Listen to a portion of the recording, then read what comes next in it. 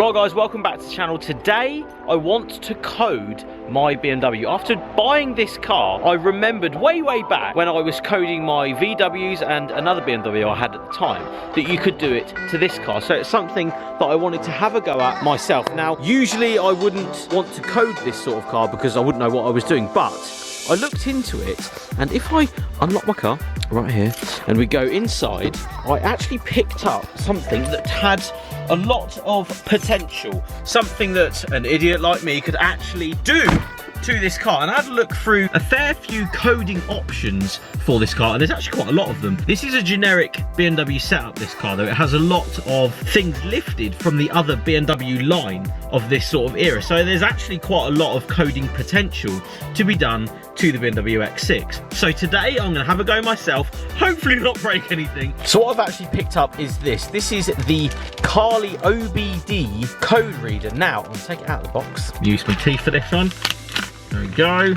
Get her out. Oh, lovely. That hit me in the...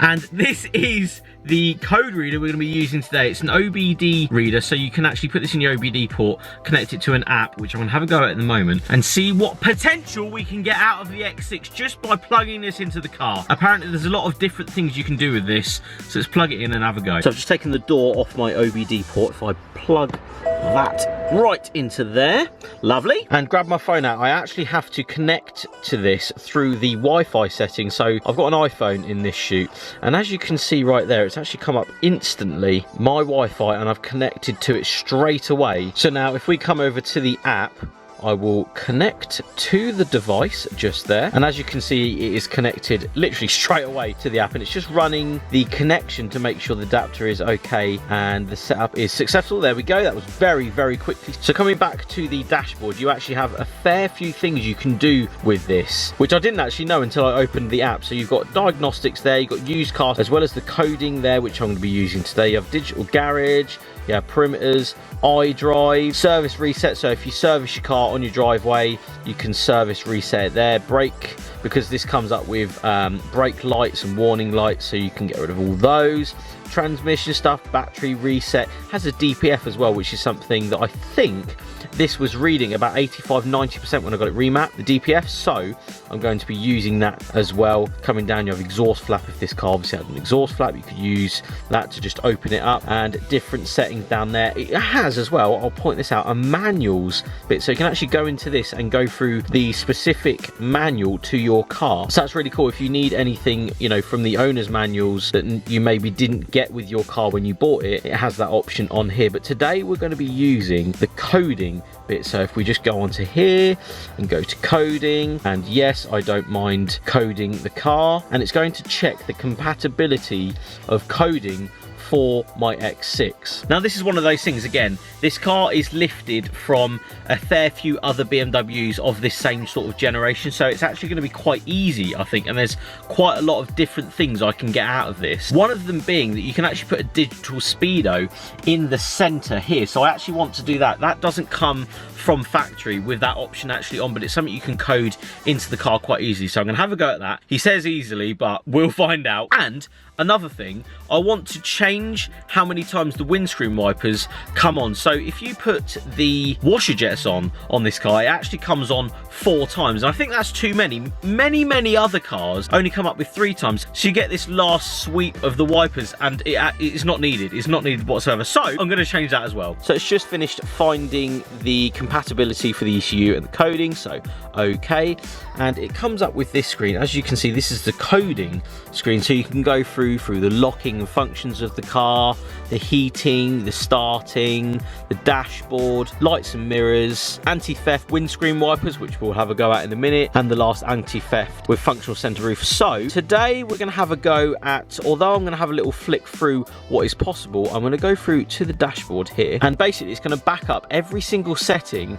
that this car originally has. Now that is an incredibly appealing thing to me, because if I start coding this car, I don't want to ruin things that came out of the factory. I don't want to try and code this and then mess it up. So there is actually a backup setting that if I find out that I don't necessarily like these settings that I've personally put in, there is a backup. So that's good thinking, because an idiot like me might just mess it up. So we have successfully backed up what's going on, and straight away it's come up with the digital speedo. So that's what I want to put on. So we'll put that on, and we'll put on, so say we want true to speed, we'll have correct speed, and we'll have correct speed there. You can actually have the speed limiter warning as well, so you can have all that on there. Ignition key warning is off at the moment. Temperature warning, now this car doesn't actually come up with a temperature warning, so I think I'll put that on. GPS time correction, there's so many different things you can actually do with this app. So we've put that on. You can actually change the threshold for the low range warning. So if you know your car really well, you can actually change that to off. If you want to be incredibly daring, you can actually turn that off, which I'm not going to do,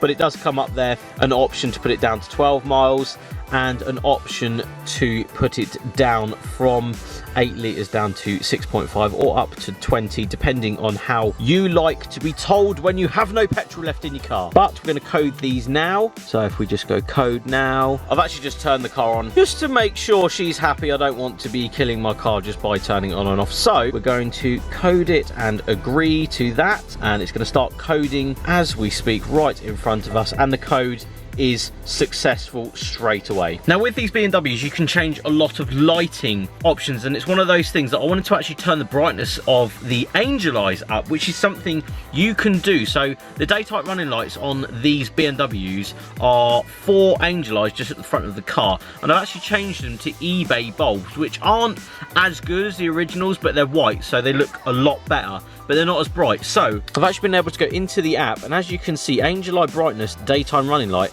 I've actually just put it to high. This was actually set to rather low at the time, so I've actually put them to very high, because again, that's something that you can do in this app. And just going through, you can actually turn on the daytime running lights for the number plates as well. I've also just turned on emergency braking flashing lights. Now, I do see in a lot of newer cars, this one didn't do it until I just actually turned it on the app, but as a safety feature, a lot of new cars, when you brake really hard, say on the motorway, they actually flash their rear lights to show the car in front is braking very, very hardly, and that's exactly what I've just put on this. I do a lot of motorway miles in this car, so it's actually something that I personally want. So you will get a flashing of the brake lights if I do brake heavily, like there's something in front or there's a crash in front of me. It can alert the drivers behind that there's something happening, that the car is actually braking really hard because the brake lights are flashing. Again, something very, very important with, say, a newer car. If that's an option that you have, definitely switch it on, because it might save someone going into your rear end, because you do not want to be rear-ended. Okay, so a few of my last cars, and this sounds really, really anal, doesn't it? When it's raining, the wipers go up, and then say if you turn the car off, they go back down.